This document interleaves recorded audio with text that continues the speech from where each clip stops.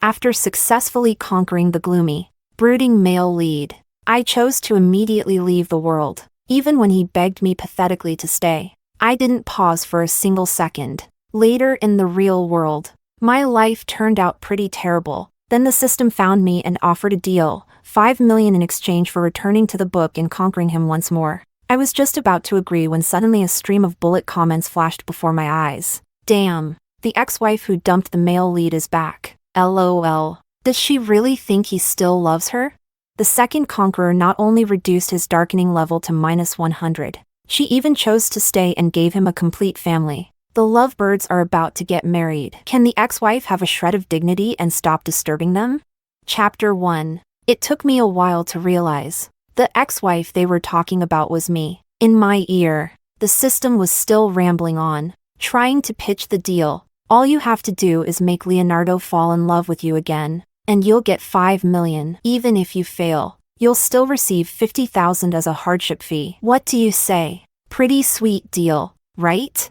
It was a pretty sweet deal, and I did need that money now. But those bullet comments stuck with me. I fell silent for a moment, then said I needed more time to think about it. So the system decided to send me back into the book first. To be precise, back to the home Leonardo and I once shared. A small apartment of just a few dozen square meters, old, but warm, just like it was 3 years ago. Leonardo hadn't touched any of my things. Even the dress I accidentally stained before leaving had been washed at some point and was now hanging neatly in the closet. If memory serves, that dress was from a wildly popular high-end brand. Leonardo had secretly bought it for me, and I had scolded him harshly because it was too expensive. He hadn't argued, just lowered his lashes obediently, waiting for me to calm down. Then he gently coaxed me into putting it on. I looked down at the silky fabric in my hands, took a deep breath. If Leonardo had really forgotten me, then why did he still keep this apartment?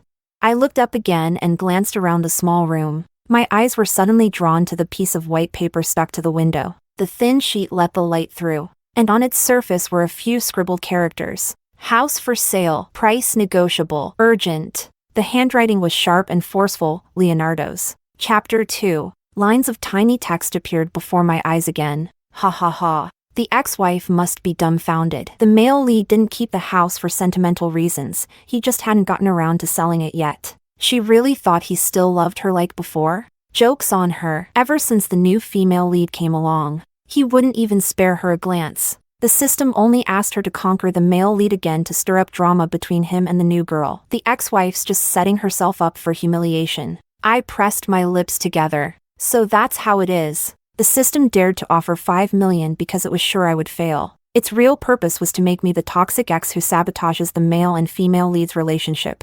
I remembered when it said, even if you fail, you'll still get $50,000. It was basically exploiting my labor for just 50 grand. 50,000. I let out a self-deprecating laugh. Being a clown for 50,000, not too bad. That's about a week's treatment cost in the ICU. I summoned the system and agreed to the deal without hesitation. The system beamed with joy and gave me a large sum of money to cover living expenses, but it could only be used within the book, since Leonardo seemed so eager to sell the house.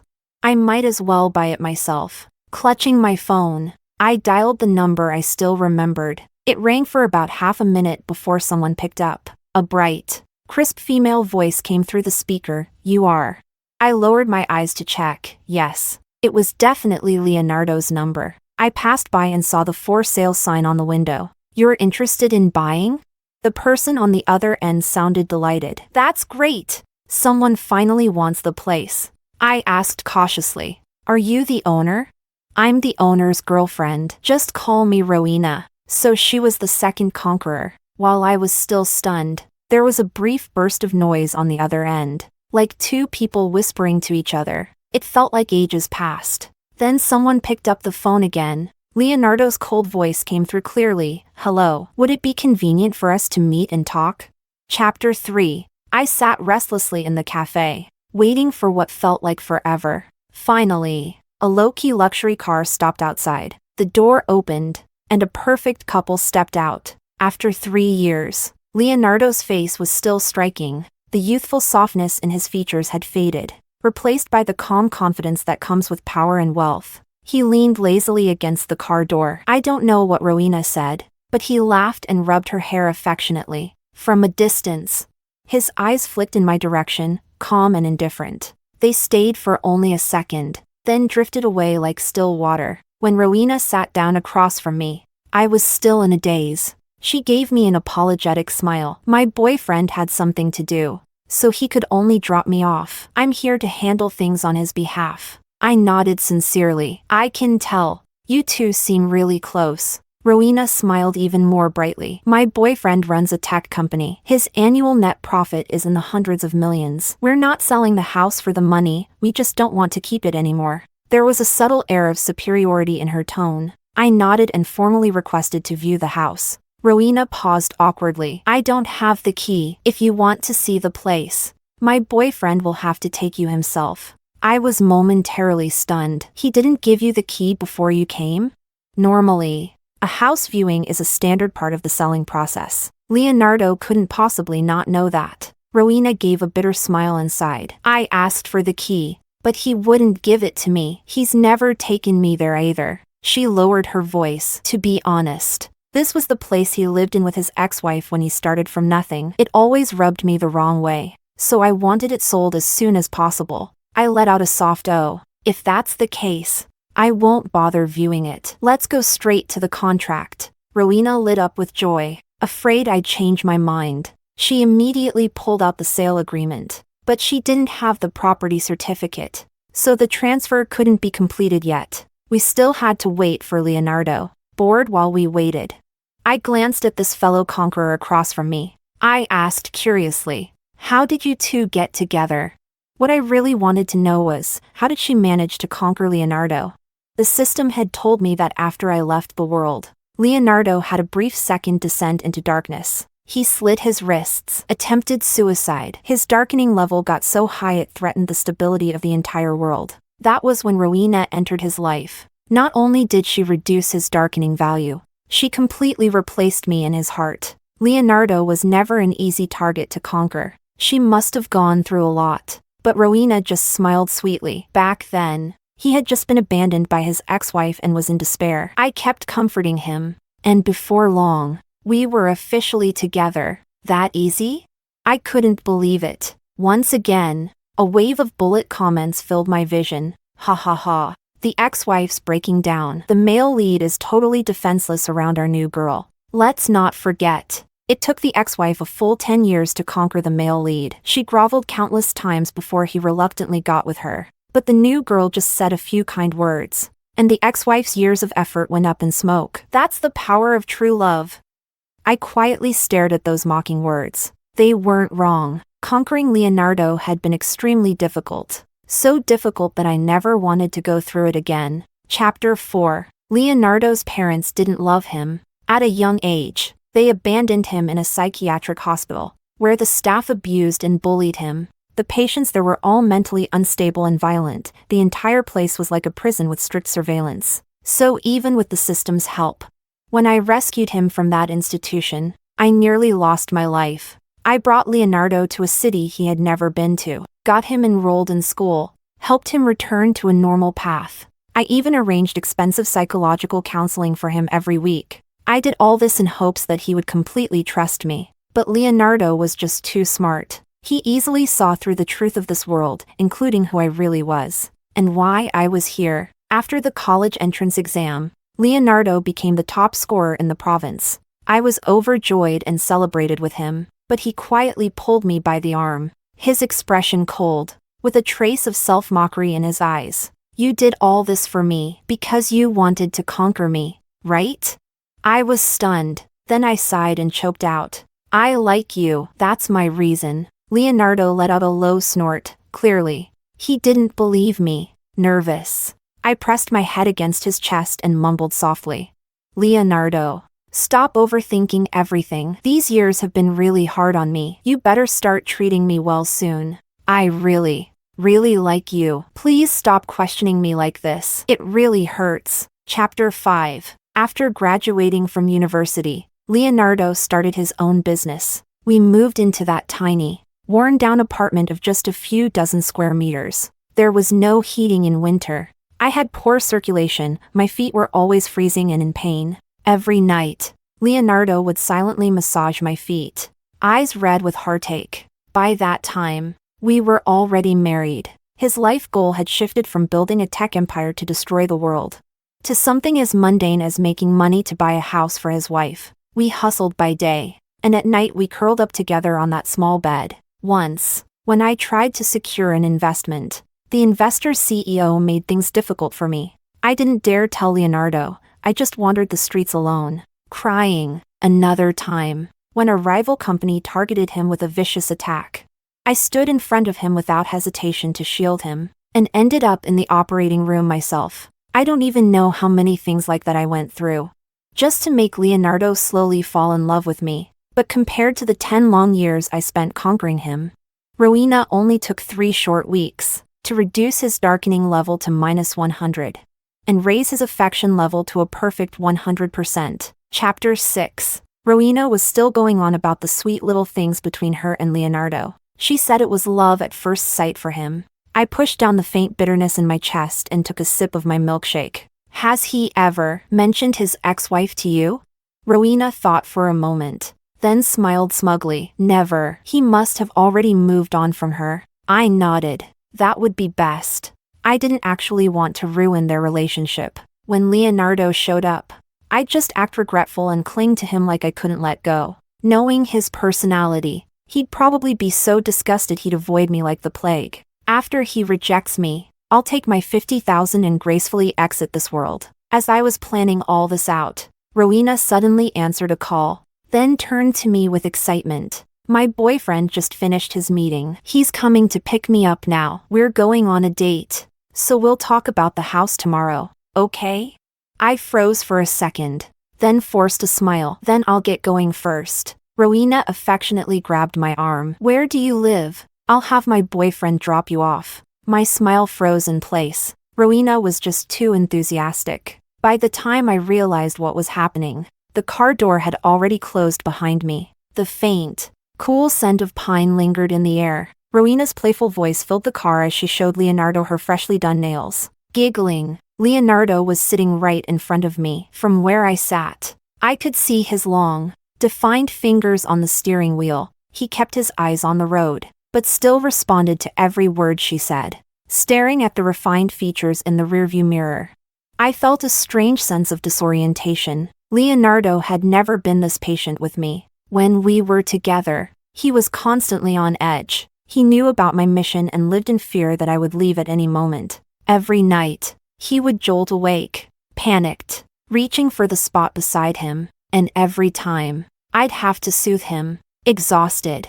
I won't leave you alone. I love you. It has nothing to do with the mission. That lie, I repeated it until the day I left the world. Leonardo held my hand as tears streamed down his face, begging me to stay, begging me to spend just a few more years with him. I sighed and refused. His face went pale, pain and madness boiling in his eyes. Why? Don't you love me? How could you bear to leave me? Didn't you say you'd never abandon me? I gave a bitter smile. I have someone I love, in the real world. Sensing my gaze, Leonardo furrowed his brows and lifted his eyelids. Our eyes met. The car jolted forward, an abrupt brake. Caught off guard, my forehead slammed into the window, leaving a large bruise. Sorry. Leonardo's voice was slightly hoarse. He tilted his head just a little. We've arrived at your place. It was only then that I realized where we were. I gave a soft "oh" and murmured a thank you. When Rowena asked for my address earlier, I'd casually made up a residential complex. I arranged to meet Rowena again next time, then got out of the car. Leonardo kept his eyes down, never once turning to look at me. He didn't linger for even a second. The car vanished from sight in an instant, at the crowded gate of the complex. I hugged my arms and slowly crouched down. I didn't know how long had passed. That familiar luxury car stopped silently and imposingly in front of me. The window rolled down slowly, revealing the man's sharply defined profile. Leonardo looked at me calmly. Get in. Chapter 7. I'd expected Leonardo would try to see me, but I didn't think it would be this soon. So soon that I hadn't even prepared myself to face him. As the silence dragged on, Leonardo raised a hand and lit a cigarette. I frowned instantly. I didn't like it when Leonardo smoked. Back then, I would have snatched it right out of his mouth and stomped it out without a word. And Leonardo, back then, had always listened. I told him to quit, and he never touched another one. He would never have done something like this, staring at me so openly, so boldly through pale curls of smoke. I held back my words and was just about to speak when a wave of bullet comments surged in. What's the ex-wife acting all reserved for? Don't tell me she thinks he still wants her. The male lead knew she was back, but he didn't say it in the car because he didn't want the new girl to overthink. If he didn't need to warn her not to cause trouble in front of the new girl, he wouldn't bother meeting her at all. I stood still, silent. It was like a bucket of cold water had been dumped over my head. That tiny spark of impulsive hope from before, gone, without a trace. I didn't care about his identity anymore. That pale, lazy hand resting on the window edge dropped loosely. Leonardo's gaze pulled away. Expression unreadable. Whatever he was thinking, he stubbed out the cigarette with a hint of mockery. Aren't you here to buy the house? Get in. I'll show you the place. Chapter 8. The drive was silent. Leonardo didn't seem interested in talking, but the bullet comments were louder than ever. At least the ex-wife knows her place. She sat in the back seat instead of taking the front, which belongs to the girlfriend. Wasn't the male lead trying to warn her? Why take her to the old house then? Chill. He just doesn't know her real intentions yet. Once she shows her true colors, he'll hate her even more. At the door, I couldn't help but speak. Aren't you going to ask me anything? Leonardo's hand paused as he held the key. He lowered his head and raised a brow slightly, quietly waiting for me to continue. I gathered my courage, like why I came back, how long I'm planning to stay, or why I want to buy this house. Not interested. Leonardo withdrew his gaze, his voice flat. I don't care who buys this place. I'll erase anything that belonged to you. As for why you're back, hands in his pockets, he seemed to let out a quiet, mocking laugh. You're not here to conquer me again, are you? I was silent for a second. What if I am? Chapter 9. You're welcome to try. Leonardo raised his hand and pushed the door open. Creak. Everything inside the room came clearly into view again. A slanted beam of light fell across the floor, carrying drifting specks of dust. Leonardo stood just behind me to the left, the hem of his coat brushing my sleeve. He said nothing, neither did I. In the stillness, it felt like we had returned to an ordinary afternoon after we got married. We were coming home from the market. His fingers were looped through plastic bags packed with groceries and snacks, all my favorites. We joked and teased each other the whole way back. When the door closed, I jumped onto him, arms wrapped around his neck, giggling as I reached for his lips. Leonardo leaned back, helpless, until his back hit the door, and then he held my waist and kissed me back, soft and obedient. Suddenly, my wrist was grabbed, my body tensed. Leonardo let go almost immediately, his expression returning to normal. Take a look around. Might as well sell it to you, saves me the trouble of cleaning up. I nodded and casually walked a circle through the room, then came back. All good. I've arranged to transfer ownership with Rowena tomorrow. Just give her the deed, you don't need to show up. All right. Leonardo agreed crisply. Then his tone paused slightly, and he added with slow, mocking precision. You don't have to be so wary of me. If I had the choice, I'd hope never to see you again for the rest of my life. This meeting, he raised an eyebrow, eyes fixed on mine, was only to make sure you wouldn't say anything in front of Rowena. I don't want to upset her. You get that, don't you? I took a quiet, deep breath. I won't mention our past in front of Rowena. Good. Another silence. At this point, I knew full well I should take the hint and leave. But for the sake of that 50,000, I still forced myself to speak, choking slightly. Leonardo, I was wrong back then. I shouldn't have abandoned you. A flicker passed through the darkness of Leonardo's eyes. He narrowed them at me, as if pondering something. Go on. I came back this time to make it up to you, and I realized I still like you. Could you? I looked at him nervously. Could you give me another chance? The room sank into complete silence. Right after I finished speaking, a wave of bullet comments drowned my vision in mockery. I closed my eyes in embarrassment. My cheeks were burning with shame. After a long pause, Someone inside the room let out a low laugh. What's wrong? Your husband in the real world finally died. So now you remember your eternal backup plan? I looked up sharply, the corner of my eye twitching. My lips trembled, not from sadness, but from anger. Leonardo caught it all in his pitch-black eyes. He raised a brow. Sorry. Didn't you notice? I have someone I love now too. His voice was light, dismissive, but those jet-black pupils stayed locked on me, unblinking. My eyes felt dry. I blinked hard. I know. Leonardo seemed to smirk. Or maybe he wasn't feeling anything at all. In the end, all he left me with was his back as he walked out the door. God. I've been waiting forever for this moment. Ha ha ha ha. The boomerang finally hit the ex-wife right in the face. She should really quit the system already, even if she tries to redeem the male lead 100 more times. He's never going to love her again, but he still softened up a little, left her the house keys so she wouldn't be stranded on the streets. Wait, what's under the keys? I froze slightly and looked toward the table covered in a clear plastic cloth. Before Leonardo left, he had indeed placed the house key on the table. Under the pale yellow key was a red booklet. Wait, am I seeing this right? Is that the property deed? Why would he leave something so important to his ex-wife instead of the new girl? With trembling hands, I flipped it open. The bullet comments fell silent all at once. On the property deed, there was only one name written, mine. Chapter 10. Suddenly, I remembered something. When we first bought this apartment, it was Leonardo who handled all the paperwork. I knew I'd eventually leave. So to avoid complications, I had told him clearly, make sure to put only one name on the deed.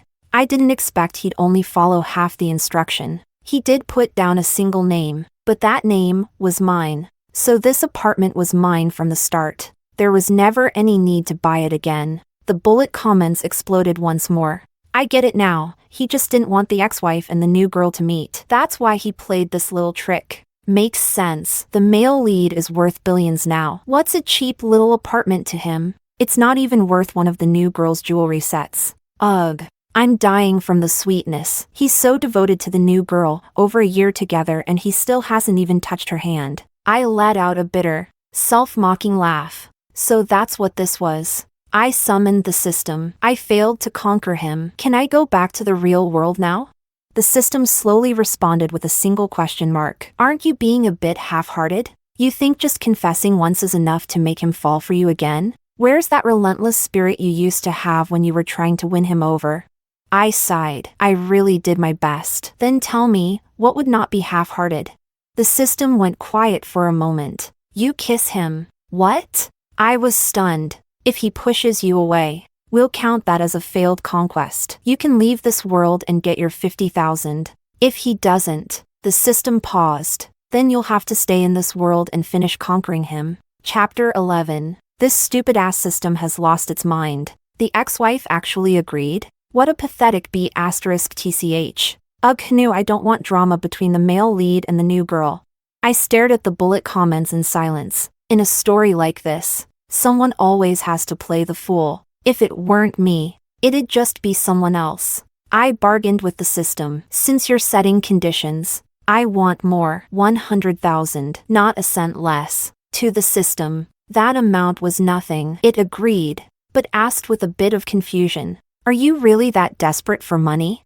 Of course. It continued. You'd give up your whole life for someone who'll never wake up. Is it really worth it?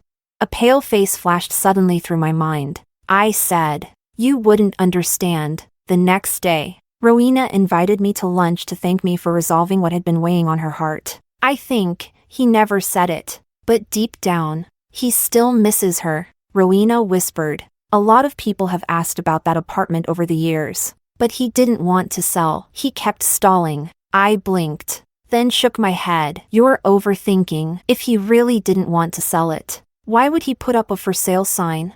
Rowena gave me a look, full of meaning, then leaned closer mysteriously and sighed. Let me tell you the truth. Actually, before she could finish, the glass window beside us suddenly shattered. A deafening roar followed. Shards of glass flew everywhere. I reacted instinctively, pulling Rowena behind me. A middle-aged man had driven an enormous excavator straight into the restaurant. Holy sh*t. It's the villain! The legendary damsel in distress moment is here.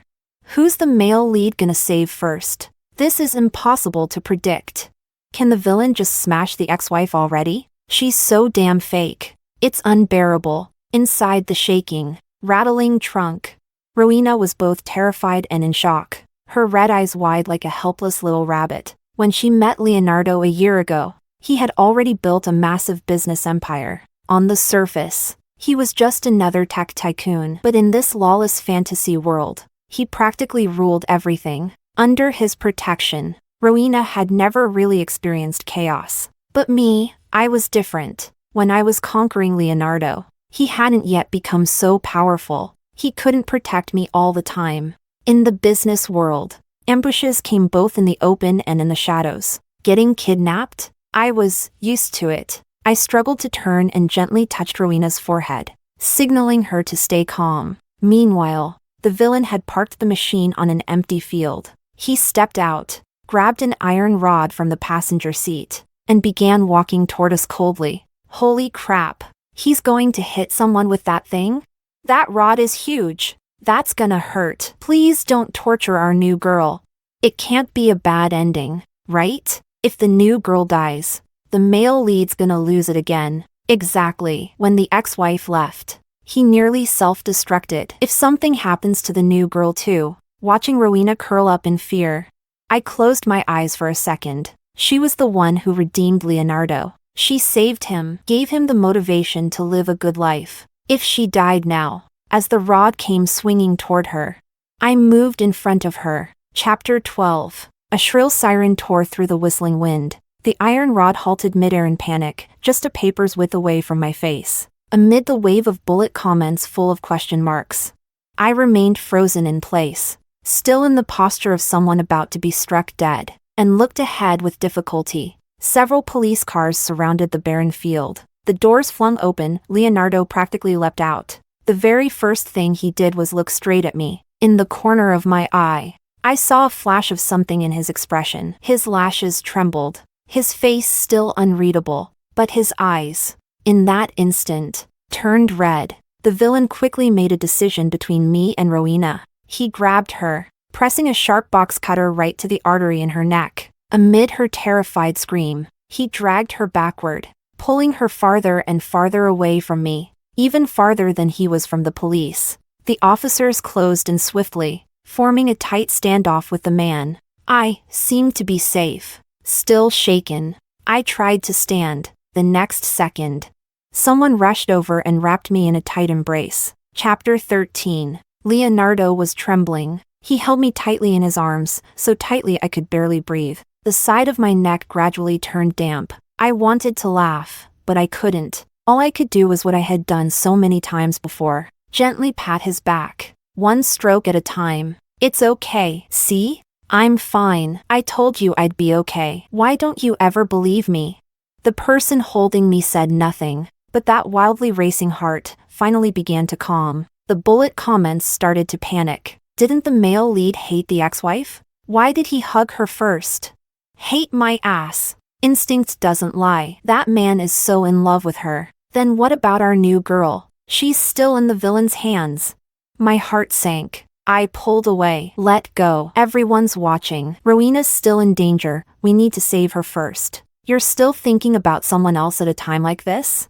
Leonardo cut me off sharply. His usually cold voice trembled uncontrollably. Why did you take the hit for her? If I'd been a second later, I wouldn't have died. I whispered. Even if I died here, I'd just return to the real world. But Rowena is different. Once a host chooses to stay in the book, their body in the real world automatically dies. They live the rest of their life only in this world. If Rowena dies here, it's real, in every possible sense. Leonardo's expression slowly faded, as if even his breath had turned cold. Only a trace of red remained at the corner of his eye. He lowered his head slightly and looked at his trembling hands. A bitter smile tugged at his lips. So it was just wishful thinking. I worried for nothing. I almost forgot. You don't belong here. That's right. You still have that precious husband waiting for you in the real world. You're probably dying to get back to him. Chapter 14. I called the system, but there was no response. My mind was a chaotic storm. Just as the pain in my head reached a breaking point, Rowena's voice suddenly echoed in my mind. System. System. Get out here now. She was practically screaming. Didn't you say Leonardo already took out all the villains? What the hell is this? I let out a silent sigh. In the chaos earlier, I'd locked eyes with the man who attacked us, and I recognized him. He was a former male nurse from the psychiatric hospital. A man who used his size and position to abuse Leonardo when he was just a child. The night Leonardo escaped that place. He had smiled as he shattered the man's legs. If I hadn't looked so deathly pale that night, the man's skull probably would have been next. So many years had passed. Leonardo had faced countless major villains since then, enemies with power and intelligence worthy of opposing him. He had long forgotten the small-time scumbag hiding in the shadows. This one's just a leftover side character. An unfamiliar system voice chimed in, flat and emotionless. He poses no real threat to the male lead's career, so he wasn't included on the master list. He kidnapped you purely out of personal resentment. After all, everyone thinks you're the male lead's true love now. Rowena's voice was trembling with panic. I don't want to die. Please, please save me. But the system remained unmoved. I told you the risks when you signed the contract to stay in this world. Our service agreement has ended. I can't assist you anymore. And didn't you say you'd fallen in love with the male lead? That you'd rather die than leave him? Well, now you'll get your wish. If you die, maybe he'll remember you for the rest of his life. Maybe it was my imagination. But that system's voice sounded faintly sarcastic. Rowena broke down, sobbing. Who said I love him? We're not even a real couple. He only pretends in front of others. In private, he's completely cold. Being with him feels like being married to a corpse. I only stayed because I wanted a better life using him. If I had known I'd end up dead because of him, I would never have tried to redeem him. Let someone else do it. I couldn't believe what I was hearing, but the bullet comments reacted even more violently. I'm numb. Thought this was pure love. Turns out it was pure stupidity, shipping them just to end up choking on sh*t. Honestly, the ex-wife was better, at least she suffered with him. Yup, the second girl just showed up to enjoy the rewards. Am I the only one who feels sorry for the male lead? Everyone's been using him. The poor guy keeps giving and getting betrayed. Wait, who even said he loved the second girl? What if they've just been using each other from the start? I suddenly looked at Leonardo. He stood quietly outside the crowd, arms folded. No trace of the panic from earlier. Calm, detached, observing. Host, was that you just now? My own system's familiar voice returned in my mind. Sorry, we had a technical malfunction. There may have been some signal crossover. Did you happen to overhear another system speaking with its host? I shook my head and finally asked the question that had been bothering me for so long. Can the darkening level and affection level be faked? In theory, no, the system replied, but theories are crap. The male lead has already challenged us. At this point, is there anything he can't do? I froze. Challenged us? Chapter 15. The system told me, after I left. Leonardo experienced a second descent into darkness. His darkening level skyrocketed, causing severe backlash to his physical body. A life worse than death, a pain that tore through his soul. The system once petitioned the higher-ups to delete all memories he had of me, to reset him to factory settings. As if I had never existed. But Leonardo was too smart to be manipulated by them. The moment the memory wipe initiated, he smiled, and calmly shattered his own leg. First the ankle, then the knee, then the wrist, while enduring waves of excruciating backlash. He fought the system, slowly but methodically, with his own flesh and blood. Memories could be deleted, but healing the body came at a cost too great. The system had no choice but to immediately abort the deletion protocol. In the end, they came up with a last-ditch plan. They dispatched Rowena, an elite conqueror who had redeemed countless villains before, to see if someone else might be able to save him this time. Chapter 16. Rowena was eventually rescued. By then, she'd already fainted from the shock of the sniper's bullet exploding just inches from her head. Amid the chaos, I sat in a corner wrapped in a blanket, mindlessly picking at my fingers. The system had just sent me a reminder. The hospital was demanding payment again. The balance in my account would only cover 3 more days. In recent years, to afford the never-ending medical bills. I had given up the career I loved, sold my house and car, burned through all my savings, and fallen deep into debt. I worked like a machine, day and night, but still couldn't keep up with the hospital's invoices. The system tried again to persuade me. Listen to me, stop wasting your efforts. No matter how much you spend, he's not going to wake up. No matter how much he meant to you, can he really matter more than you? I shook my head stubbornly. I don't want him to die. I can't accept that. My strange behavior had caught someone's attention. A female officer leaned over, concerned. You're crying so much, were you traumatized? Do you want me to take you to a psych clinic to check on you? You can go, I'll stay with her. Leonardo had walked over at some point. He looked down at me, a storm of unreadable emotion swirling in his eyes. The officer hesitated. And you are? I'm her husband. Leonardo pulled out our marriage certificate. Damn. All this time we've been calling her the ex-wife, she's the real deal. So he played the cold, heartbroken act all for show, but didn't even throw out their marriage license? What do I do? I was cursing them just now, but suddenly this couple's kinda growing on me. I covered my eyes, overwhelmed. Leonardo's voice came cold and sharp. Cecilia, who are you crying for? I didn't answer. You won't say? Fine. He let out a humorless snort. Not like I actually want to know. A few seconds passed. Then he asked again. You love him that much? I looked at him with red-rimmed eyes, and nodded slowly. He stared. And me? Do you love me? I nodded again. Leonardo went silent for several seconds. Then gave a short, bitter laugh. He stood up and paced expressionlessly, trying visibly to hold back his rage. Then, without warning, he punched a slab of solid concrete. Dust exploded into the air. Blood oozed from the torn skin over his elegant knuckles, grinding his teeth. He grabbed my shoulders with a force that made me wince. Cecilia, you're not even pretending anymore, are you? What the hell are you thinking? You think I'll still let myself love you like I did 3 years ago? With no boundaries at all? 3 years ago. The year Leonardo loved me most. His affection level once reached 200%. Even after learning that my purpose was to conquer him, he still stripped away all his pride, knelt before me with nothing left, begging in utter desperation, Cecilia, I love you, you can't just make me fall for you and then leave like this. I'm not asking you to abandon him for me. But you can't just throw me away like I'm nothing. Can't you love 2 people? One in this world, one in the real world. I won't interfere. I won't get in the way. Even if you only come see me once in a while, as long as you're happy. I looked at him, half laughing, half crying. He didn't know. That man he thought I loved in the real world was also him. Chapter 17, in stark contrast to the world inside the book. In the real world, Leonardo grew up in a healthy, loving family. He was gentle and warm, like a breeze carrying morning dew. He died on the way to our wedding, inside the bridal car.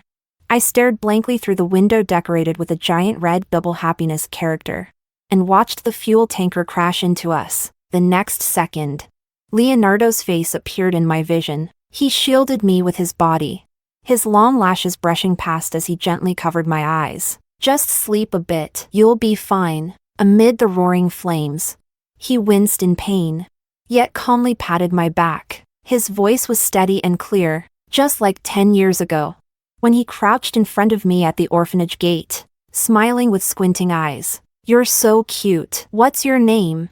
Before the age of 7, I was a child no one wanted. My biological father was a rapist. I was the fruit born of a monstrous act, unwanted from the moment I came into the world. I was sent straight to an orphanage. The teachers believed I had inherited my father's evil, no matter how well-behaved or hardworking I was. They never showed me a shred of kindness. Every time adoptive parents came to visit, they would notice me first, stroke my face gently and smile with affection. But I only ever got to enjoy those brief, borrowed moments of love. As soon as they learned my background, their expressions would change. They'd avoid me as if I carried a disease, Only Leonardo. He persuaded his parents to adopt me, from beginning to end. He chose me with unwavering certainty. I trust my first instinct. She's so good. Why shouldn't she be loved? Chapter 18. Leonardo had been my brother for 6 years. He played the role of an older brother with care and dedication. He patiently taught me right from wrong. At the same time, he spoiled me, terribly so. Within the bounds of our sibling relationship, I held unlimited power over him. I could order him to tie my shoelaces, roll around in his bed, or even knock on his door during thunderstorms, clutching my pillow. He even indulged me when I secretly kissed him while he pretended to be asleep. We both knew what lay beneath the shell of our sibling bond. At 18, the Jean family went bankrupt. Mr. and Mrs. Jean tried to flee with the money. As their emotionally distant adopted daughter, I clearly wasn't part of their escape plan, but Leonardo stayed behind, for me. He ruffled my hair and said lightly, "It's okay, Cecilia, I'll never abandon you." I loved painting. Since I was little, I'd won many awards, but pursuing art is a costly path. To let me draw without worries, Leonardo dropped out of college and started working at construction sites. Throwing himself into earning money, the once bright and proud young man turned into a grown adult carrying the weight of the world. Leonardo was exhausted every single day. He would wake before dawn, sit by my bedside for a moment before rushing off, and only return home deep into the night. Sometimes, he came back weary and just in time to find me in the middle of a nightmare. He wouldn't even change his clothes, he'd simply sit beside me and softly comfort me until sunrise. I once said I wanted to quit school and work, to share his burden. That was the first time Leonardo got angry with me. He looked grim and told me to seriously consider if I was really willing to give up on myself. The moment he turned away in silence, I broke down and hugged him. His body froze mid-step. The next second, I cupped his face, stood on my toes, and kissed him. Leonardo stumbled back a few steps in surprise, but then he caught me firmly and responded to the kiss with quiet intensity. "I love you," he murmured with a sigh. "So lifting you up is my mission. Seeing you happy makes me happy." Years later, in a parallel world, I found myself in the same position he had once been in. "All you need to do is study for the exams, okay? Why are you taking tutoring jobs? I don't need you to earn money for me." Looking at the downcast boy in front of me, I smiled and hugged him. "I love you, Leonardo. So lifting you up is my mission." My voice broke halfway through. "Seeing you happy makes me happy." Chapter 19. It had been 3 months since Leonardo was declared brain dead. I woke up from another nightmare. Leonardo was never coming back. Frantically, I dug out the sleeping pills he had once hidden from me and poured them all into my hand. But the system stopped my irrational act. "Do you know why you survived that car crash?" it asked. "Because Leonardo traded his soul with us, to let you live." I froze. The pill bottle fell from my hand and clattered to the floor. The system continued. "His soul lost all its memories. We placed it into a character inside a book. This character has a tragic background and needs redemption, but none of the previous conquerors succeeded. Do you want to give it a try?" Snapping back to the present, I calmly looked at that beautiful face. Even when angry, he was still incredibly good-looking. Leonardo stared down at me coldly and said, "One word at a time.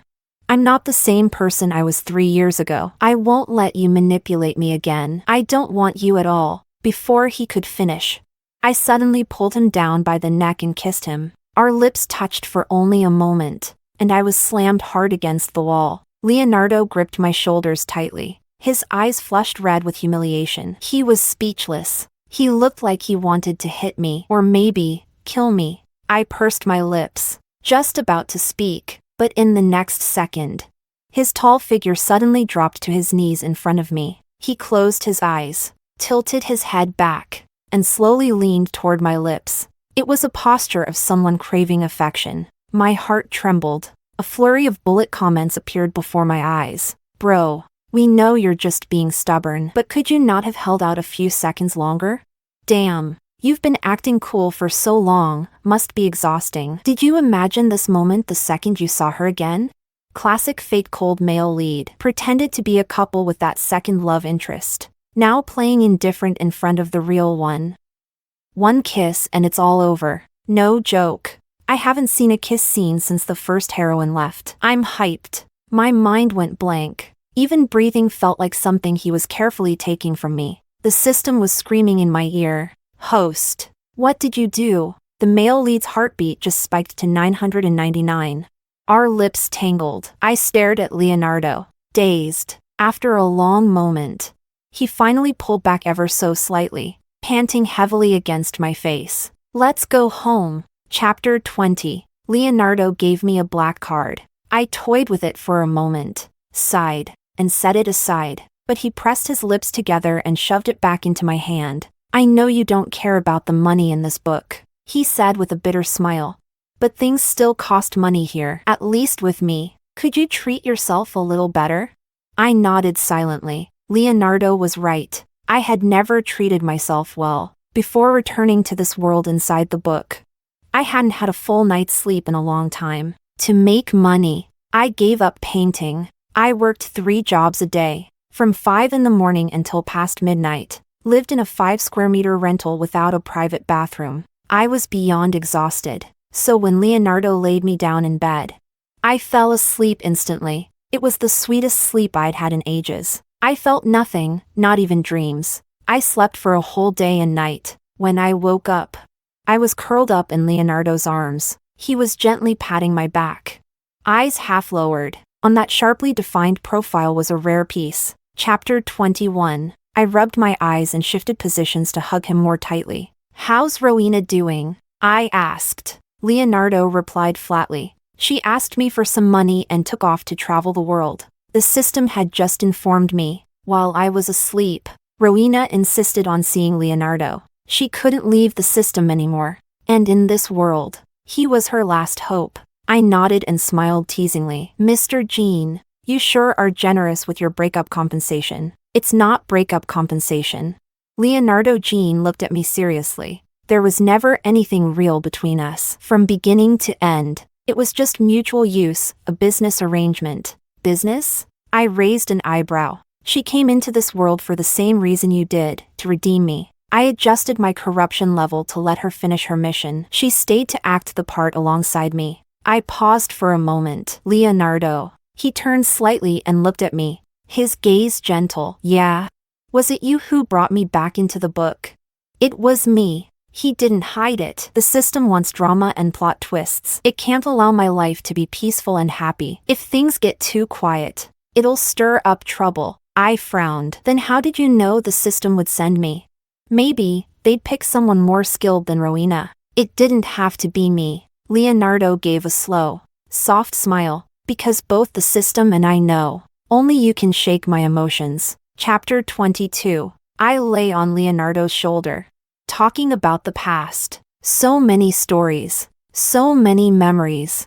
The man holding me stayed quiet the whole time, listening, occasionally. He smiled faintly or lowered his gaze in thought. After a while, he gently pulled me back to look into my eyes and asked seriously, "What do you plan to do from now on? You still have a long life ahead of you. Cecilia, are you going to live your whole life in the shadows?"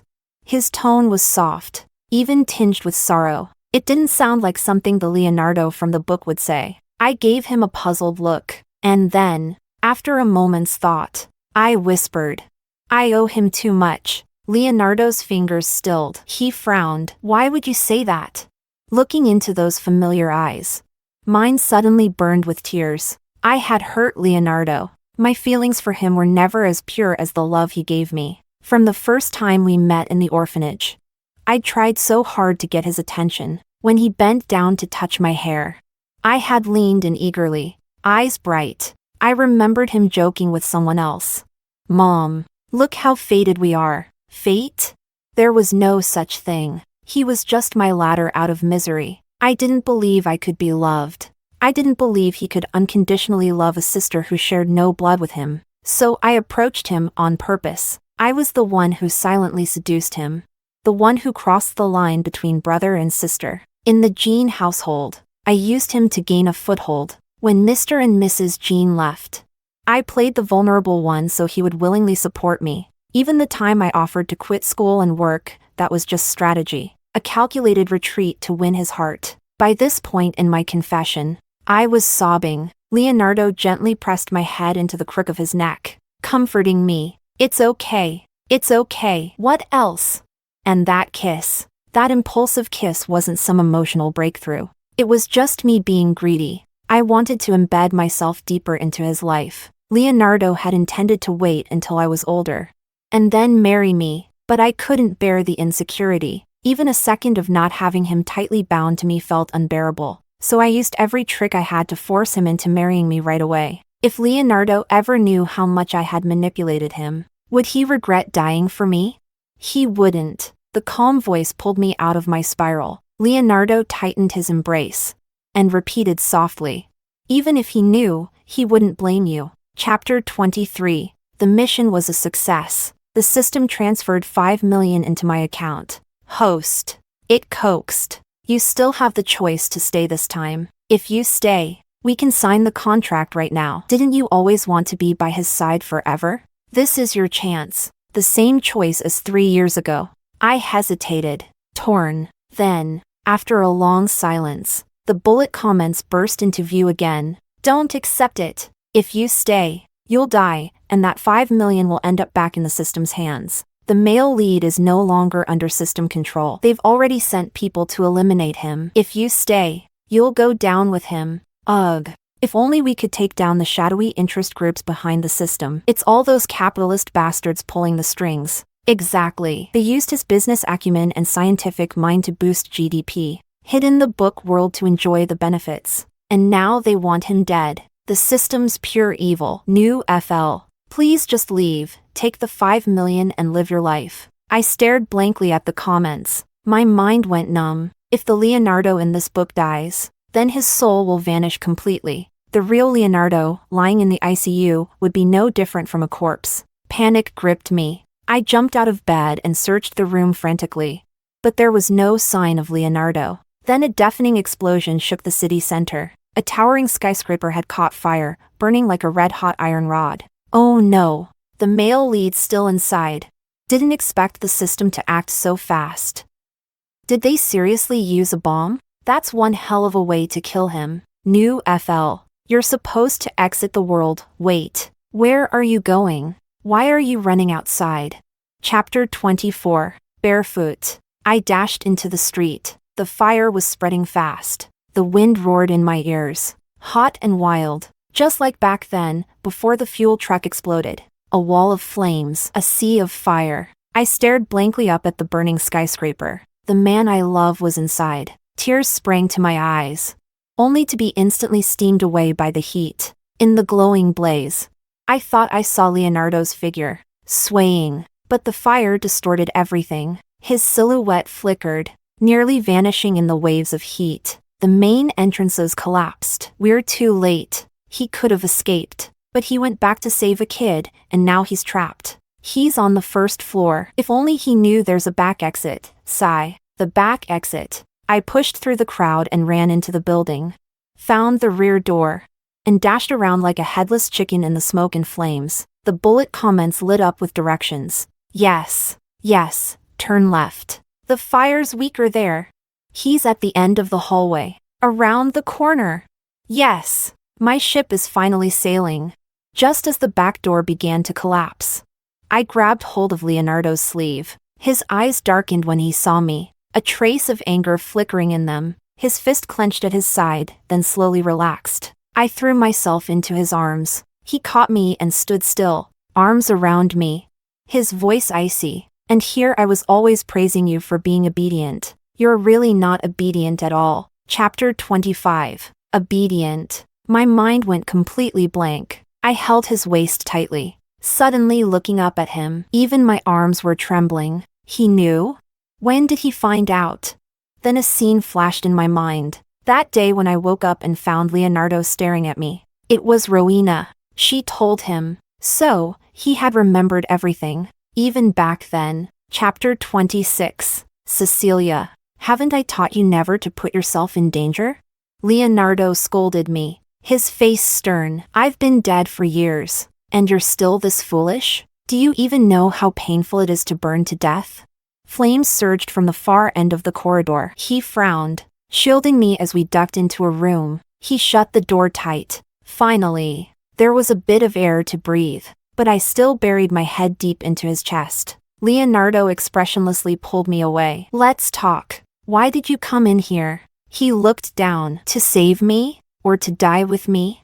I bit my lip and gripped his hand tightly. When I didn't answer, Leonardo's delicate brows furrowed slightly. After a moment, he softened, speaking calmly. Cecilia, I've never blamed you. To me, you're not a burden. You're a treasure. If I hadn't met you, he paused, something flashing across his mind, then shook his head. If I hadn't fallen in love, I probably would have never known happiness in this life. But I used you, I said, lowering my head, sniffling. I don't deserve everything you've done for me. Do you love me?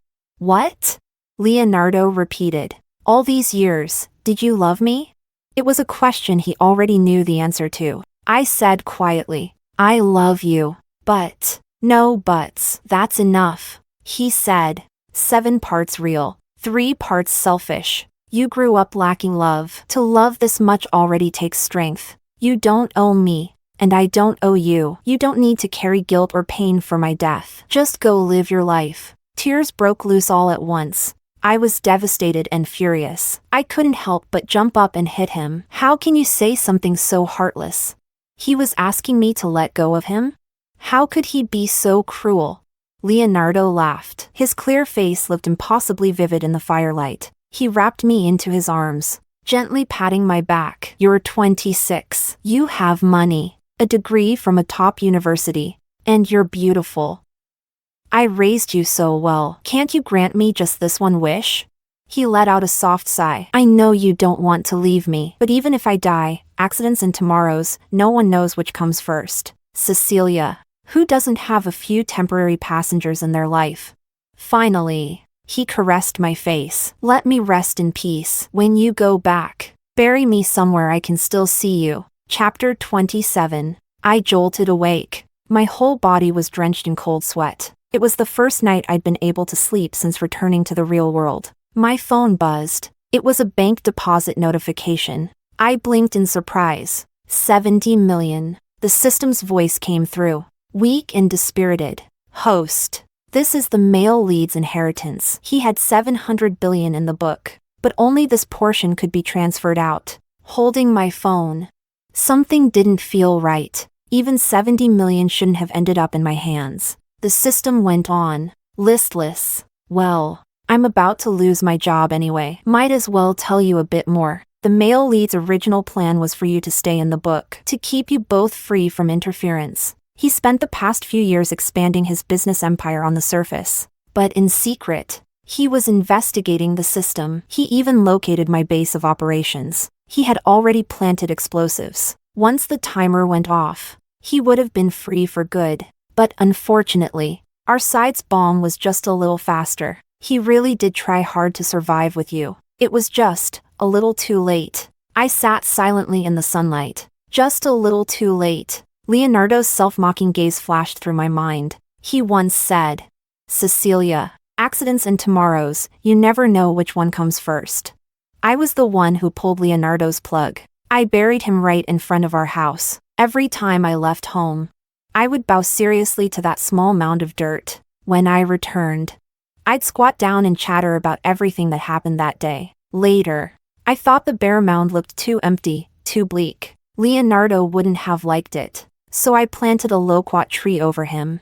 I used that 70 million to open an art gallery and became its owner. Later, I went to the UK and studied art for 3 years. By the time I graduated, my paintings had gained some recognition in the art scene. I didn't just paint, I taught too. Class after class of bright-eyed, passionate students came and went. During winter and summer breaks, I traveled the world, seeking inspiration. In every place I visited, I painted Leonardo's face once. As the years passed, that loquat tree grew from a tiny sapling into a tall, lush tree, its branches spreading wide like a giant umbrella. Leonardo, you can rest easy now. Looking at the towering tree that felt like it wanted to hug me, my eyes turned a little red, but I still smiled brightly and said, See? I'm living such a happy life. Extra chapter. After Leonardo was laid to rest, fate took a strange turn. He was reincarnated as a tree that had been planted by Cecilia herself.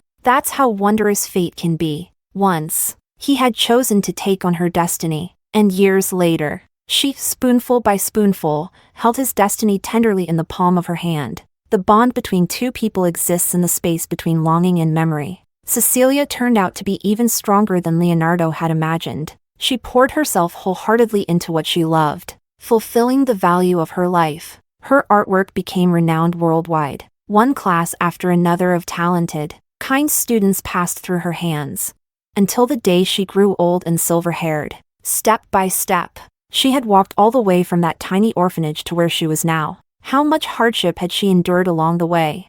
Leonardo proudly reached out a branch and gently brushed her hair. He suddenly remembered the first time he met her, a little girl standing in a crowd, offering every parent who looked at her with judgment a sweet, careful smile. He had smirked with interest. It hadn't taken much effort to see through her mask. Sensing his gaze, she turned her head warily, but in that same moment, softened her expression. She looked helpless and pitiful. Leonardo had understood her intent at once. She just wanted to use him as a way out of there. Should he let her?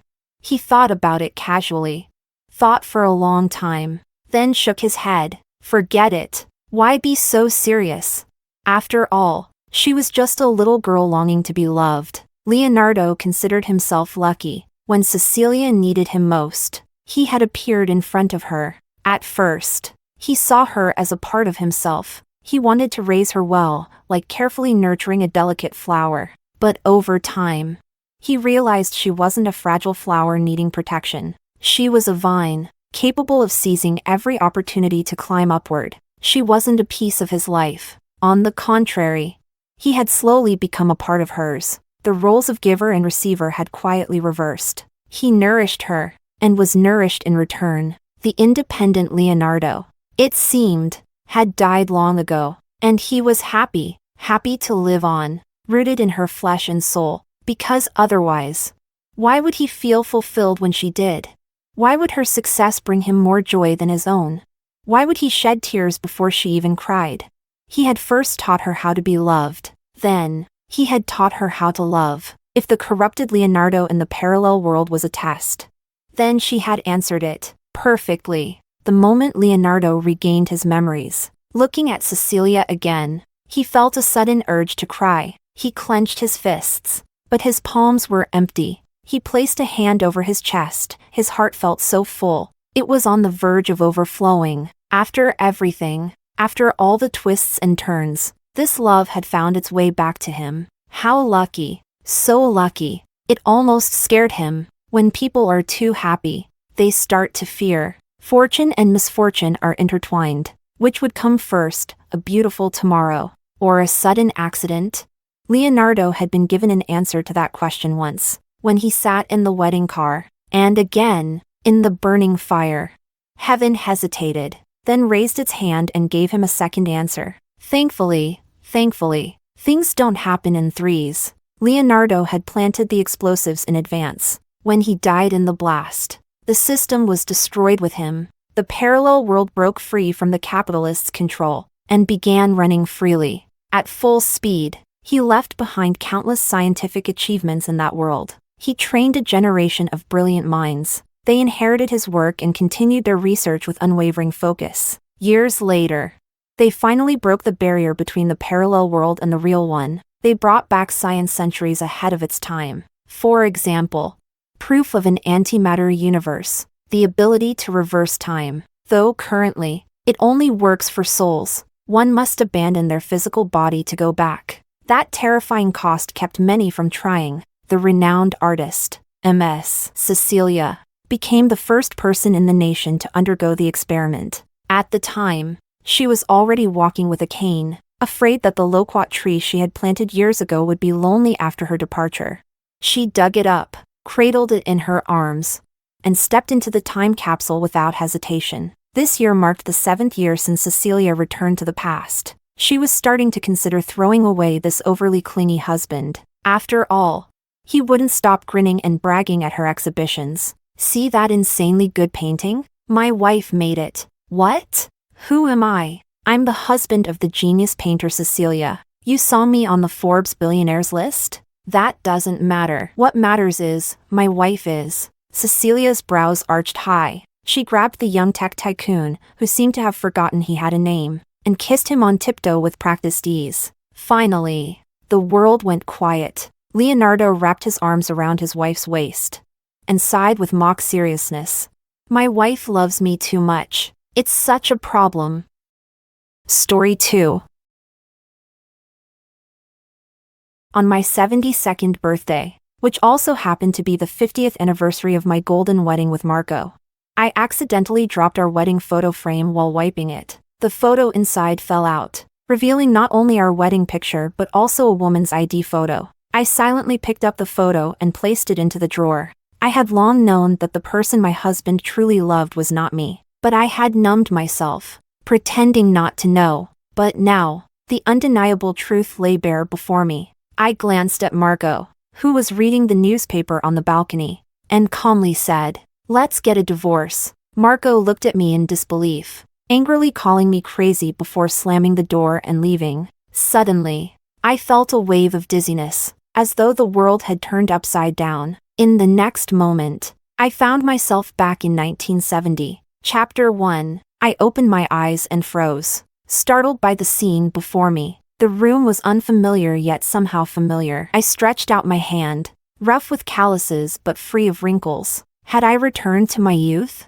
I hurriedly pushed open the door and bumped straight into a young Marco. He stared at me in shock, his mouth opening and closing as if to say something, but no words came out. Our eyes met, and neither of us spoke. "Gloria, what are you standing there for?" I turned to see a woman approaching, her curious gaze darting between me and Marco. Marco's expression turned uneasy as he glanced at her. Then, after giving me a long, searching look, he quickly walked away. "Sandra." I stared at the carefree woman before me, involuntarily calling out her name. The Sandra from my previous life overlapped with the one standing in front of me now. In my past life, Sandra had missed out on the opportunities of her time. She married a man 10 years her senior in a hasty village wedding. Afterward, that man, frequently drunk, often beat her. Her first child was lost because of one such drunken beating. The next time I saw Sandra, the fiery,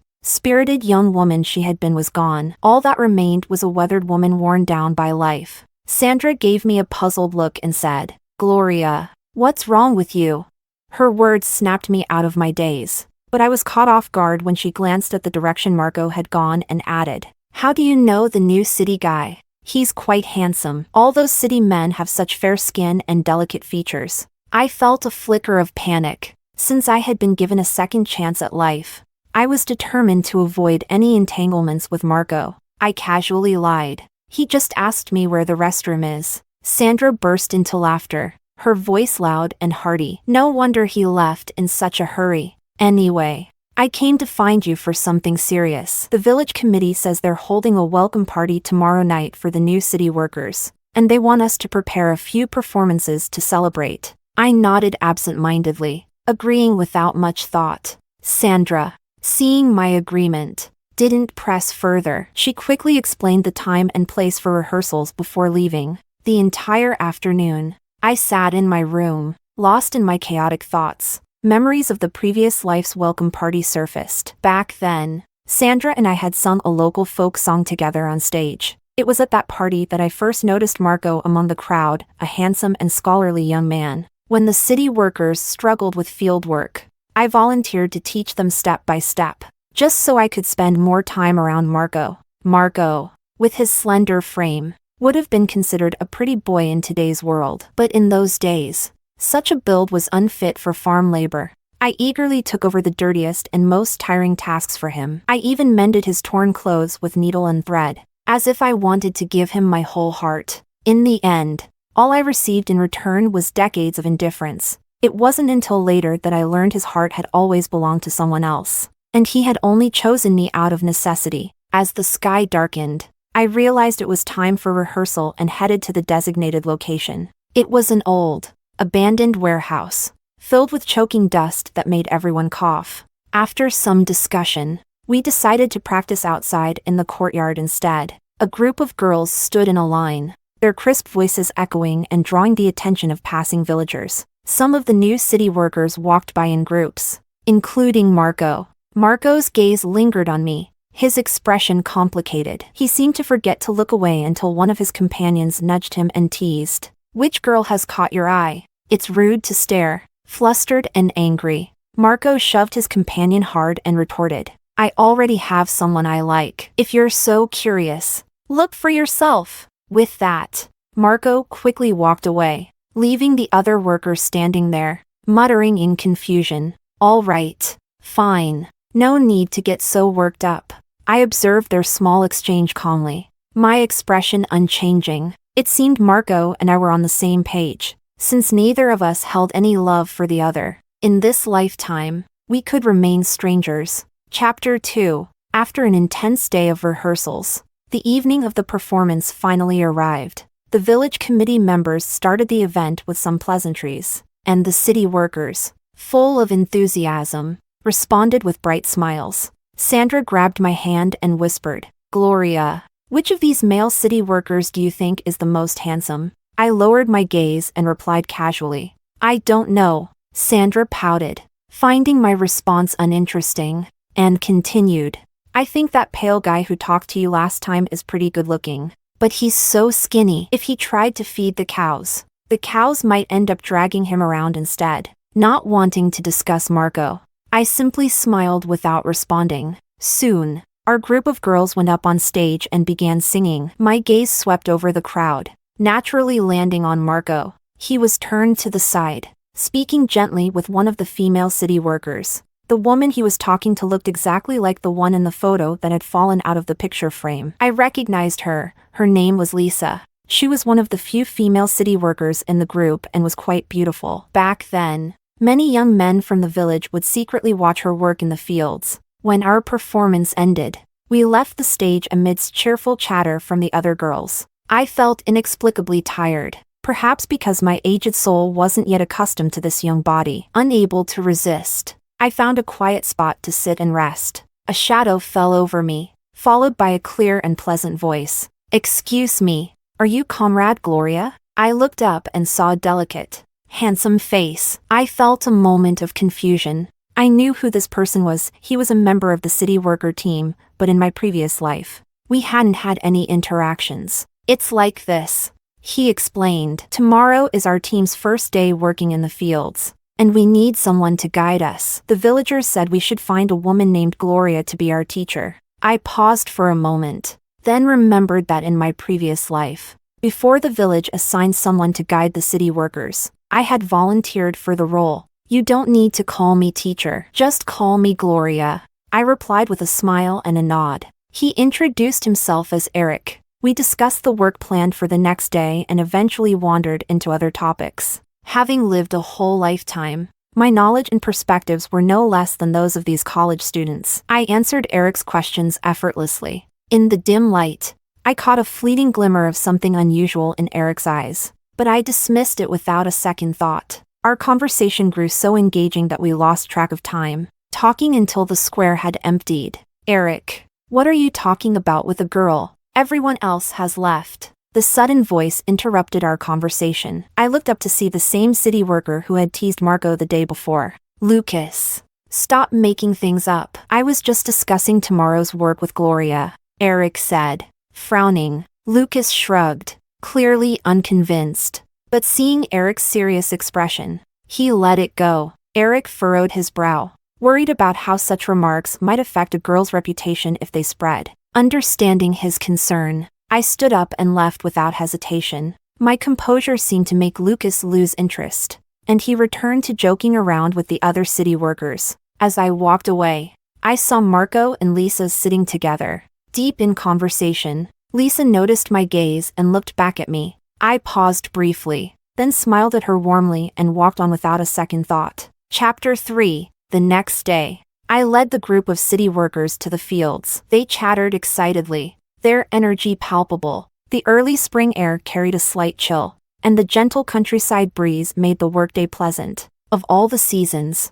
this was the most comfortable time of year. I explained the basic steps to them, and they eagerly grabbed their tools, starting to till the soil and remove the remnants of winter weeds and crops. Most of the group, unfamiliar with farm work, quickly lost their initial enthusiasm. By late morning, their arms and legs were sore and weak. Marco, however, had the advantage of experience from our previous life. He quickly got the hang of it and finished his section in no time. Lucas, panting heavily, exclaimed, "Marco, it's like you grew up here. How are you this skilled?" Marco simply smiled and brushed off the comment, then immediately went to find Lisa. "Lisa, let me help you. How can a girl like you manage such heavy work?" Lisa blushed shyly but accepted Marco's offer with a smile. After finishing the farm work, the group was too exhausted to stand straight. We headed to the village committee to record their work points and exchange them for food rations.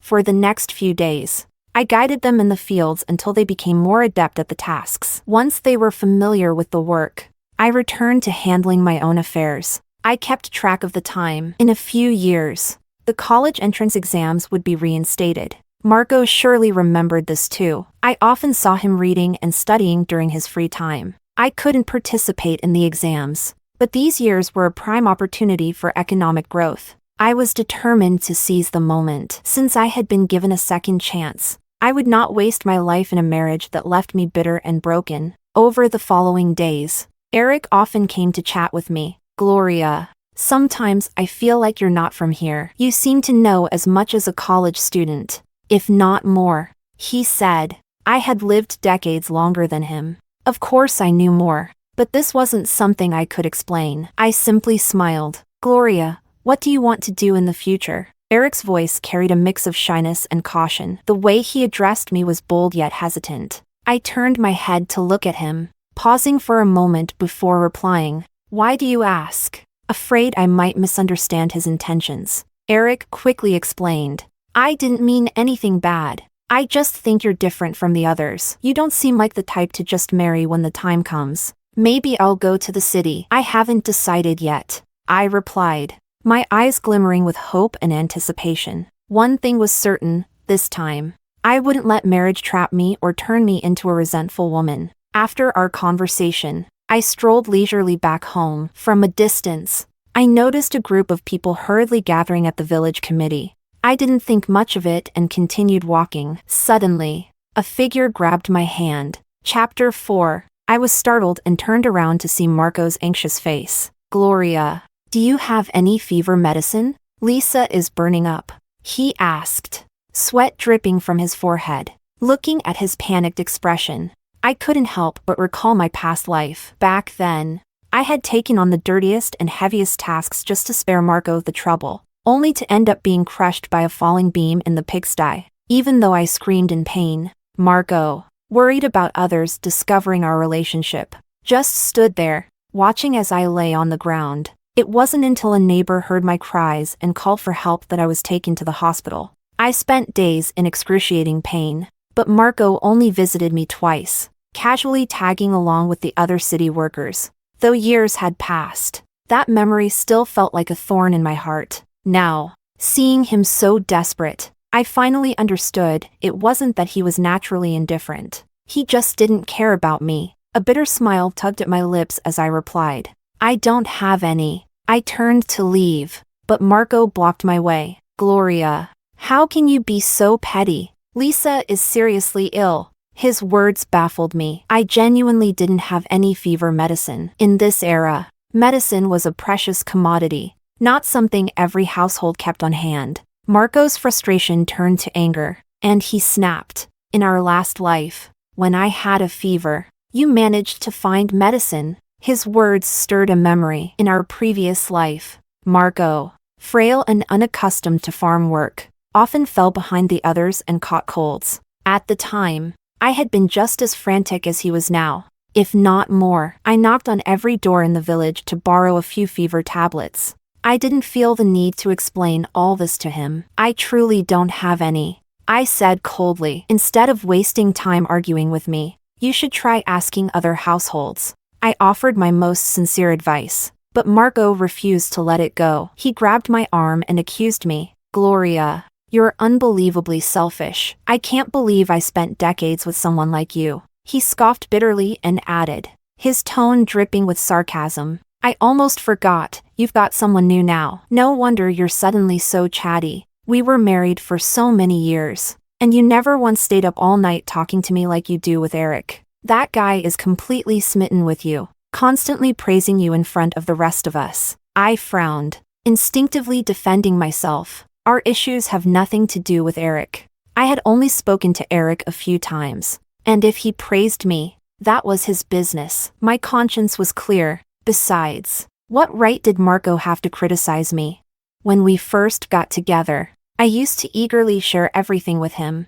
I'd tell him about the poor harvest that year, only for him to dismissively reply that being a farmer was a dead-end life and it was better to move to the city. I'd share my worries about Sandra's unhappy marriage, and he'd say she was lucky anyone married her at all. Eventually, I stopped talking. Silence meant no rebuttals, and no conversation meant no disappointment. Thinking of all this, I felt a flicker of disgust as I looked at Marco. I shoved him aside with all my strength and continued walking. By the time our argument ended, the sky had turned completely dark. The dirt path, still muddy from recent rains, made the walk treacherous. I carefully watched my step, but my foot slipped into the mud, and before I could steady myself, I toppled into the ditch by the side of the road. I heard a sickening crack, and a sharp pain shot through me, pulling me back to the memory of being crushed by the beam in my past life. Desperate, I tried to push myself up. Marco approached and casually extended a hand to pull me up. Ignoring him, I struggled to stand on my own. Marco let out a cold laugh, his face dark with anger. Are you out of your mind? Keep moving, and you'll end up paralyzed. Don't expect me to take care of you. After a moment, he added, his tone awkward and defensive. I'm only helping you because of our past as husband and wife. Don't get the wrong idea. The searing pain in my waist left me out of patience. Then just leave me alone. I don't need you in my way. I snapped, enraged. Marco withdrew his hand and stormed off. After walking several steps, he stopped and shouted back, Gloria, you're so stubborn. You're impossible. As he turned around and marched back toward me, another figure sprinted past him. Gloria, are you okay? Did you hurt yourself? Let me take you to the hospital, Eric said, his face full of concern. Cold sweat covered my forehead, and my lips trembled as I replied, okay, with my consent. Eric scooped me up in a princess carry. Marco's eyes reddened as he stepped in front of Eric, blocking his path. Men and women shouldn't touch like this. What do you think you're doing? Eric's gaze turned icy as he retorted firmly, whatever needs to be done. Without another word, Eric carried me to the village leader, who arranged for an ox cart to take me to the county hospital that very night. After a few days of rest, my injuries were nearly healed. Due to his status as a city worker, Eric couldn't visit me often, but when I returned to the village, he didn't care about others' opinions and brought me 3 meals a day. He even used his work points to give me extra food rations.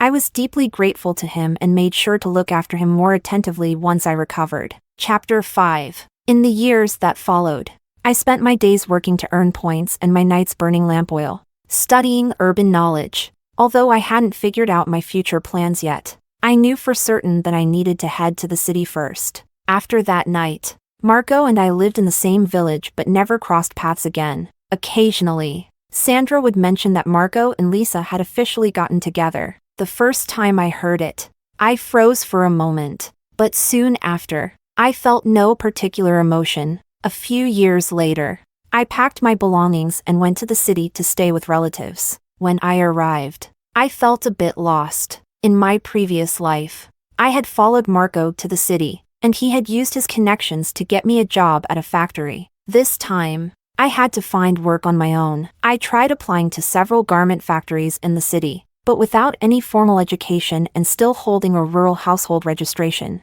I faced rejection after rejection. Even so, I didn't give up. During the day, I went from one interview to another, and at night, I took up a part-time job to earn some money. Eventually, thanks to my knowledge of clothing from my past life, I secured a job at a garment factory. At the factory, I was seated next to a woman in her 40s whom everyone called Amelia. She had been working there for years and had a wide network of contacts. Amelia and I got along well, and she often helped me out. Gloria, you're so young and beautiful. If you started selling clothes, I bet you'd attract plenty of customers, Amelia remarked one day. Her words struck a chord with me, and my eyes lit up with inspiration. What woman doesn't love beauty? In my previous life, I had been so beaten down that I lost my confidence. Feeling like an ugly duckling, wearing beautiful clothes only made me feel ridiculous. But deep down, I had always paid attention to fashion. I remembered the styles that became popular in department stores over the years.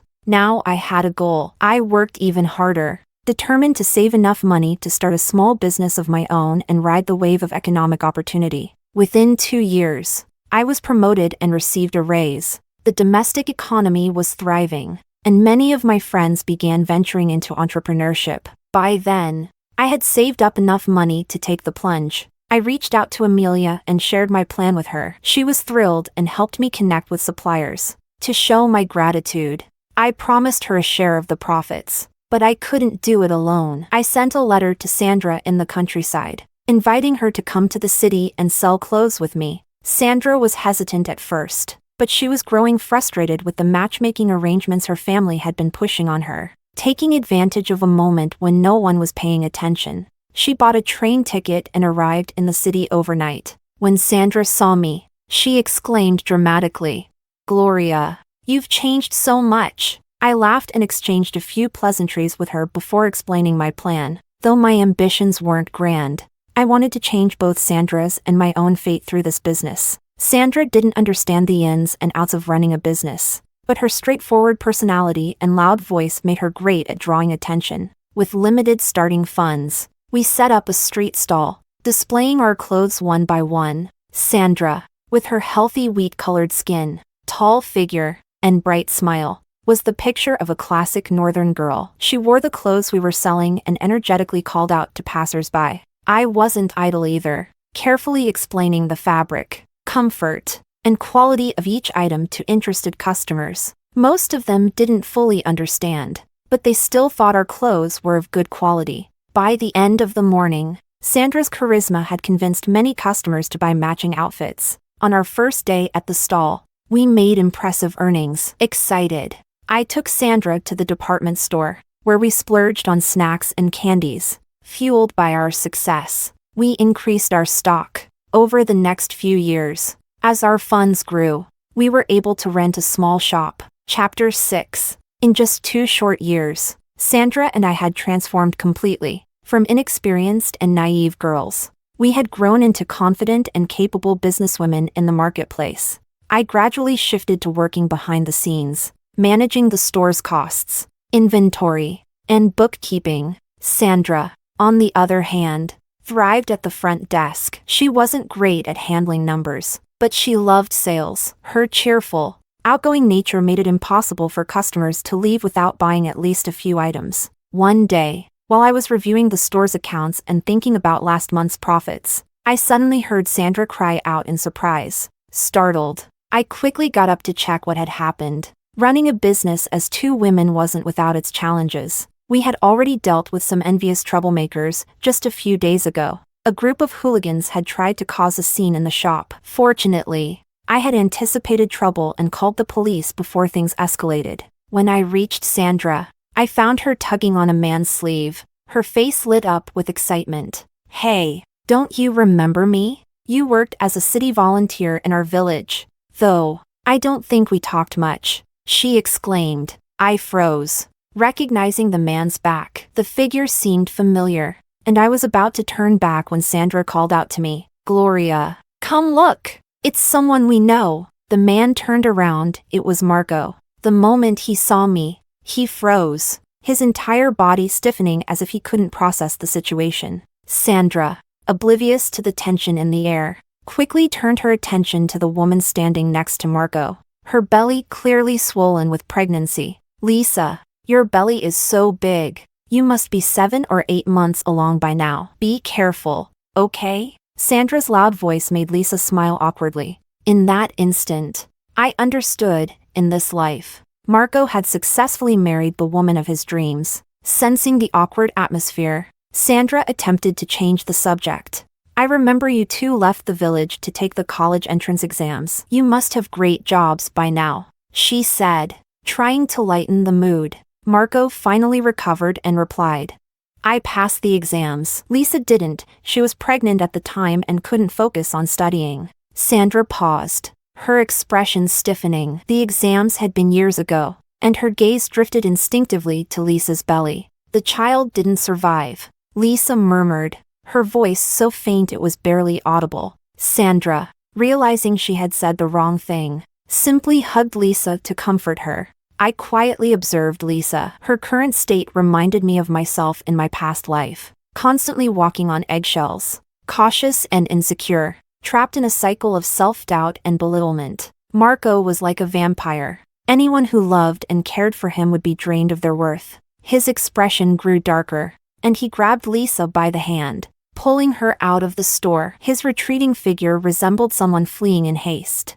That encounter felt like a brief interlude and didn't disrupt the life Sandra and I had built. Our clothing store had already established a solid model, and we had hired several staff members to attend to customers. As for me, I decided to learn foreign languages. Many fashion styles from abroad had not yet made their way into the domestic market. If I could master a foreign language and study overseas for a few years, I could bring my store to the next level upon my return. I had never studied a language systematically, but in my previous life, I had glanced at Marco's study materials while he was learning foreign languages. I bought a few books from the bookstore and left Sandra in charge of the store, diving headfirst into intensive language study. Eventually, when I felt ready, I packed my bags and traveled abroad. During my year overseas, I explored streets and malls, carefully examining every piece of clothing in the shops. At night, I sketched the designs I had observed in my notebook. I even created surveys,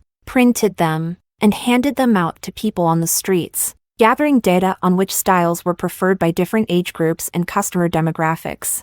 I also loved sitting quietly in a corner of the plaza with my sketchpad, observing the passers-by. Whenever I spotted a beautiful scene or a fashionable outfit, I would sketch it as inspiration for future projects. One day, I was engrossed in sketching a young woman in a delicate white dress, crouched on the ground surrounded by pigeons. The serene scene captivated me. As I traced her silhouette with my pencil, a voice suddenly interrupted me from behind. Gloria? There was a hint of uncertainty in the voice. I turned around and saw the man speaking. He looked at me, and when he recognized me, his face lit up with joy. Eric? I hesitantly said his name. It had been so long that I wasn't sure. A spark of recognition flashed in Eric's eyes. He sat down beside me and said, I never expected to run into you here. After the college entrance exams, I went back to the village to look for you, but the villagers said you had moved to the city. How have you been? Are you married now?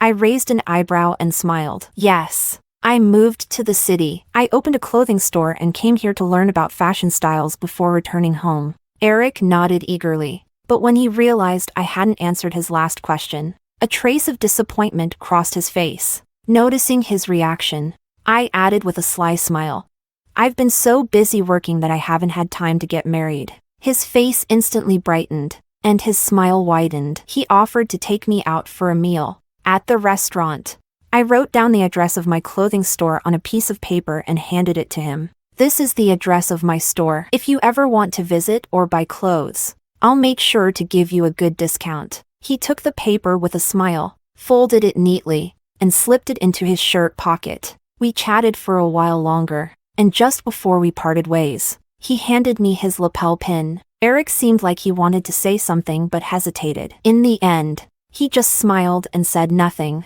I didn't press him further. There was an unspoken understanding between us. A subtle feeling of affection began to bloom in both of our hearts. But we were focused on our respective careers. He didn't have the courage to break through the barrier, and I wasn't ready to embrace a new relationship just yet. Chapter 7. After spending a year abroad, I returned home with a collection of designs. In just 1 year, the domestic landscape had changed significantly. The street where our store was located had become lined with shops, and the competition had noticeably impacted our business. Sandra was overjoyed to see me again. She enthusiastically prepared a welcome-back party and eagerly shared stories about everything that had happened over the past 2 years. Gloria, you wouldn't believe how much things have changed these past 2 years. Marco got divorced. You remember Marco, right? One of the city workers who came to our village. Sandra said excitedly. I nodded and replied, yes, I remember.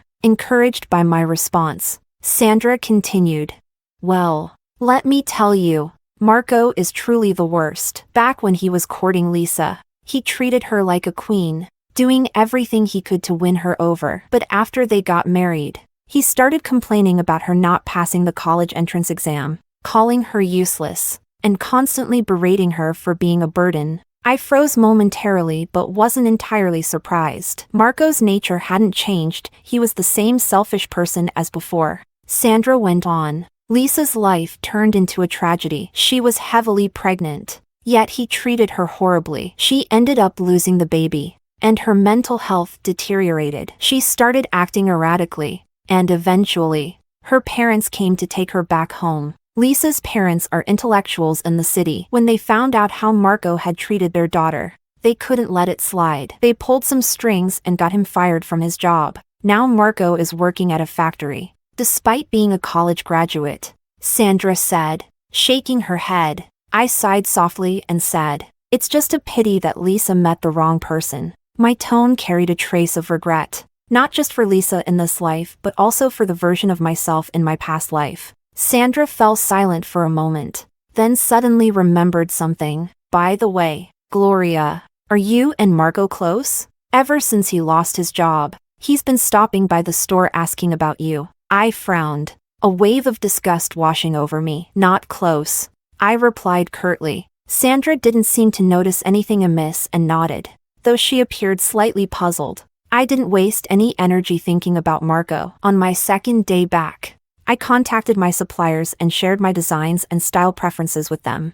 I also reached out to Amelia, who I had worked with at the factory years ago. She had recently been let go due to her age. Learning this, I decided to hire her to oversee the production work for my business. With her wealth of experience, I trusted she would not disappoint me. Gloria, these designs are unlike anything in the domestic market right now. I'm sure they'll be a huge hit as soon as they're released, Amelia said with a smile as she admired the sketches. Her enthusiasm fueled my confidence. I contacted some investors, hoping to secure funding to expand our business further. Although I attended several networking events, most investors were reluctant to invest in this sector, as heavy industry was more lucrative and stable than light industry. Everything changed when my new clothing designs hit the market. They caused an instant sensation, sparking a citywide craze. Our orders skyrocketed, and we sold out almost immediately. That evening, Sandra, Amelia,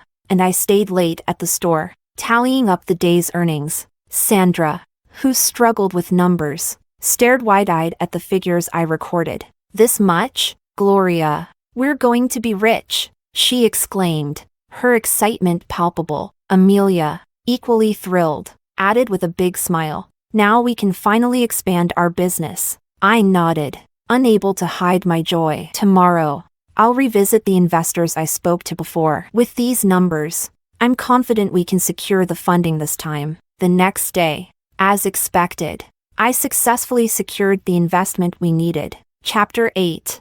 I quickly rented a large storefront in the department store, completely renovated it, and established my own partnered factory. The entire process was streamlined to ensure that the clothing matched the quality and designs promised. Sandra suggested hiring a few tall, attractive young women to model the store's clothes and promote them to customers as they walked in. The idea worked brilliantly, and sales skyrocketed. One day, while I was busy managing the store, I noticed a familiar figure lingering outside. Squinting for a better look, I realized it was Marco. He looked worn and weary, much older than I remembered, even older than he had been in my previous life. He stood outside for a moment, silently gazing into the store, before walking away. Serves him right. If you don't cherish what you have, you end up with nothing. After that day, I never saw Marco again. Life became so calm and fulfilling that I almost forgot about the events of my past life. One day,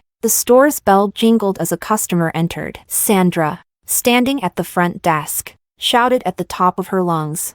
Gloria, someone's here to see you. I called back and made my way to the front. As I raised my head, I was greeted by a warm, golden light spilling into the store. Standing there, bathed in sunlight, was Eric. He smiled at me, his eyes filled with gentle affection, and said softly, Gloria, it's been a long time.